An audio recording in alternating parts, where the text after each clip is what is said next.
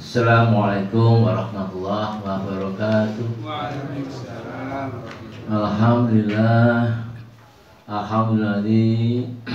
An'amna bi ni'mati iman wal islam wal ihsan.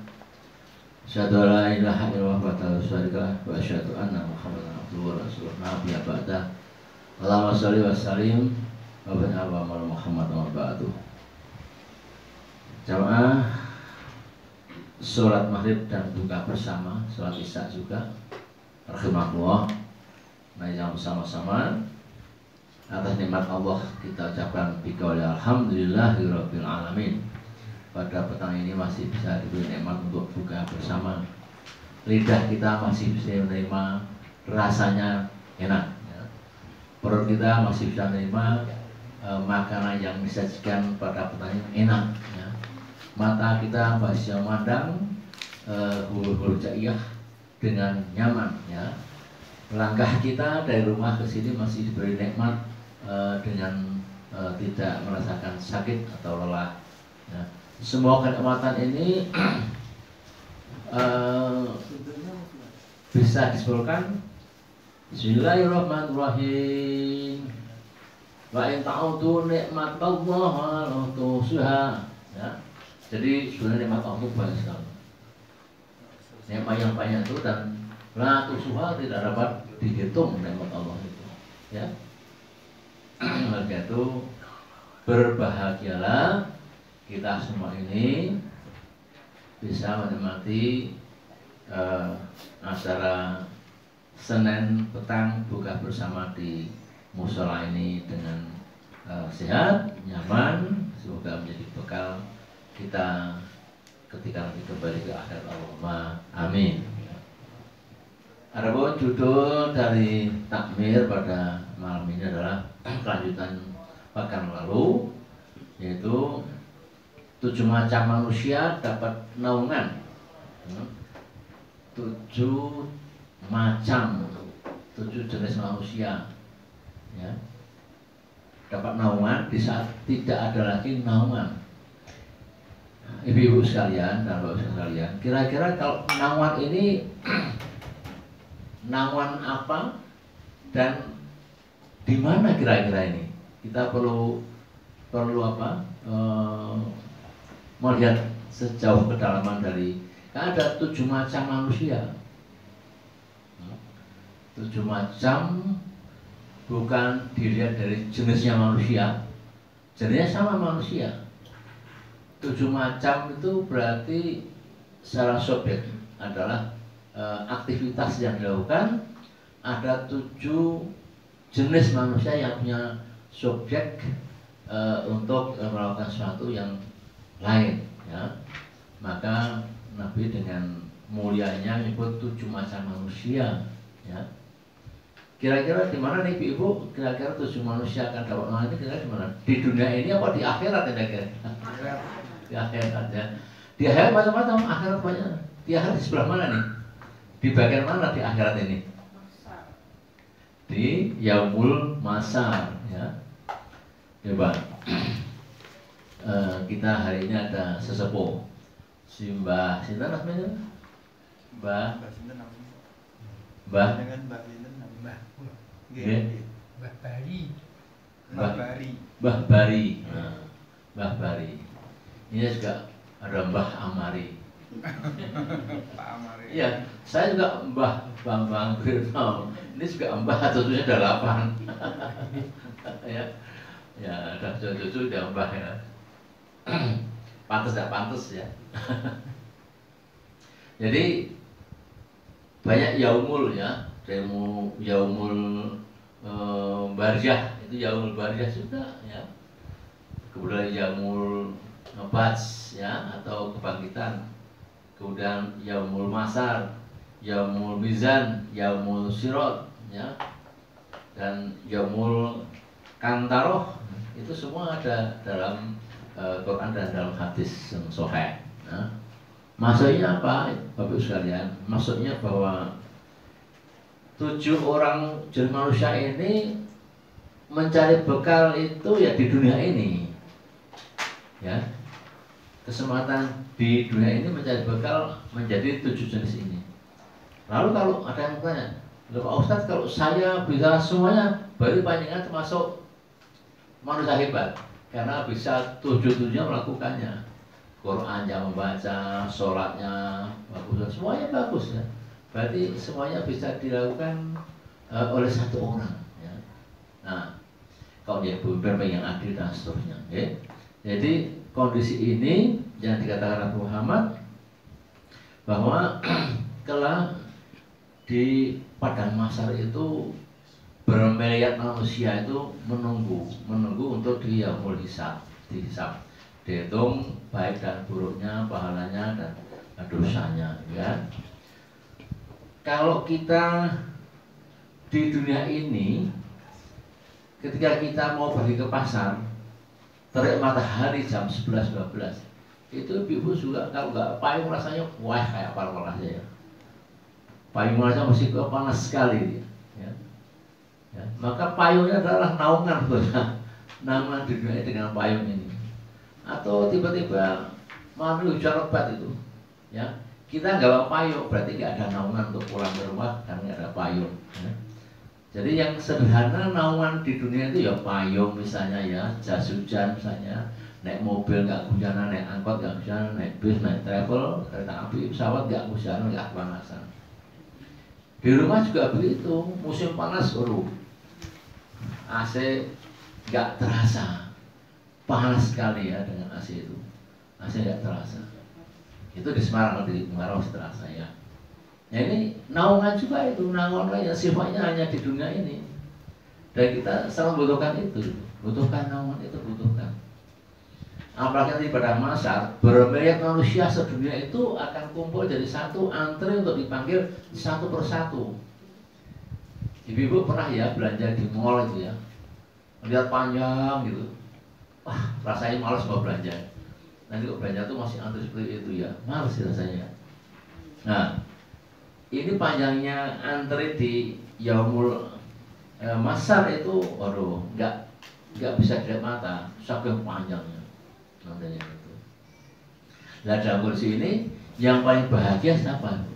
Yang paling bahagia adalah yang 7 orang ini, karena dia dapat naungan sepenuhnya di Allah 7 macam ini, sehingga tidak merasakan panasnya matahari, panasnya atau cuaca yang kurang baik dan macam-macam, tidak mengeluarkan sempurna, dapat naungan yang menyenangkan dari Allah Ta'ala yang memiliki akhirat ini.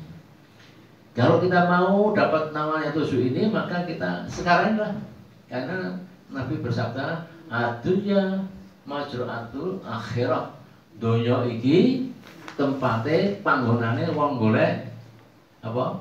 Sangu. Golek sangu, nanam yang baik, majur akhirat, jadi menanam baik untuk akhirat. Le panen raya besok ketika di Yaumul Akhir itu panen raya kita, ya. Sekarang belum panen raya, ya. Panennya nanti ketika di Yaumul Akhir kita panen, ya. Nah, begitu kalau kita mau panen raya di akhirat, hari demi hari inilah kita perlunya untuk menabung, ya. Nah, ini ada tamu lama nggak bertemu, nggak datang ini. Namanya siapa? Bu Ida. Selalu dibatin orang banyak. Bawa teko, alhamdulillah yang datang. Semoga ya datang terus ya Bu. Amin. Masih seragam. Oh, masih seragam kata Pak Arjono. Ya kita lihat ya, santai saja. Nanti tanya jawab. Jadi apalagi adunya majru'atul akhirah, donya kuwi tempat untuk bercocok tanam, ya. Untuk apa? Untuk hari akhirat. Jadi kita di sini tuh orang nanam dan nanam dong. Nah, ya. Nanam apik, le bakal panen yo apik. Panennya orang dunia, panen yang akhirat nanti itu, ya. Itu filosofi begitu itu, ya. Majru'atul akhirah. Ada juga sabda Nabi khairun nas anfa'uhum linnas. Jadi sebaik-baik manusia adalah yang bermanfaat apa tenaganya, pikirannya, ya, lesannya, semuanya bermanfaat untuk manusia lain itu juga bermanfaat. Nah itu dari sangu untuk di akhirat kelak. Ya. Jadi ibu-ibu dan bapak sekalian, ya, hari ini kita mencoba membahas satu persatu, ya, dari 7 ini secara ringkas saja. Ya, kurang nanti kita ada dialog. Nah, 7 orang yang diri Allah dalam naungannya, di mana naungan sudah tidak ada lagi, ya, semua orang kepanasan, ya, dalam panasnya itu ribuan derajat, tidak hanya seperti matahari di sini, ribuan derajat, ya.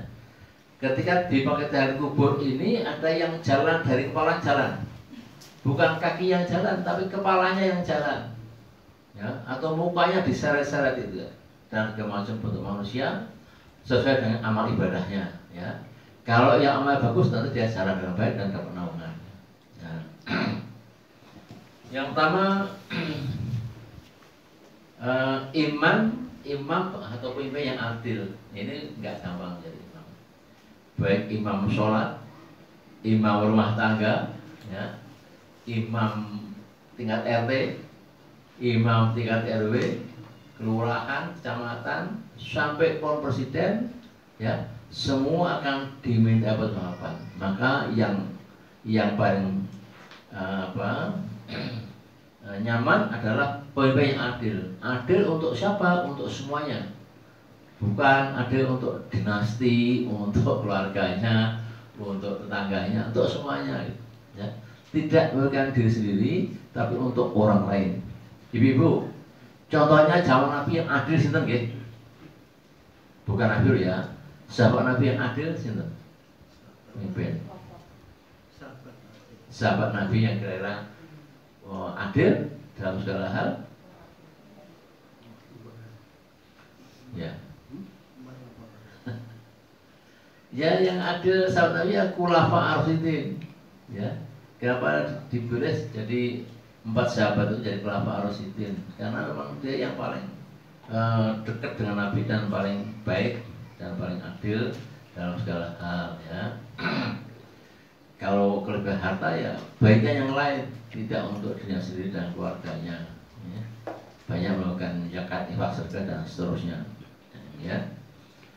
Bahkan yang fenomenal adalah Umar bin Khattab, ya, yang dulu adalah seorang kejam, bengis, pembunuh, pemerkosa dan macam-macam, tapi akhirnya masuk Islam dan kafah, dan akhirnya menjadi panglima perang dalam agama Islam, ya. Umar bin Khattab, ya. Jadi adil, jaminannya surga. Yang kedua, pemuda yang tumbuh dewasa dalam beribadah pada Allah. Jadi pemuda, remaja, ya, kayak ini ya, kamu lihat ya, remaja. Ini soalnya nggak pernah absen dengan adik ini, ya. Namanya adik, namanya apa namanya? Hanan, ya, anak kaki kan. Ya. Panggil bapaknya. Bapaknya. Pak RT kan. Oh, betul Pak RT. Ya, Masya Allah.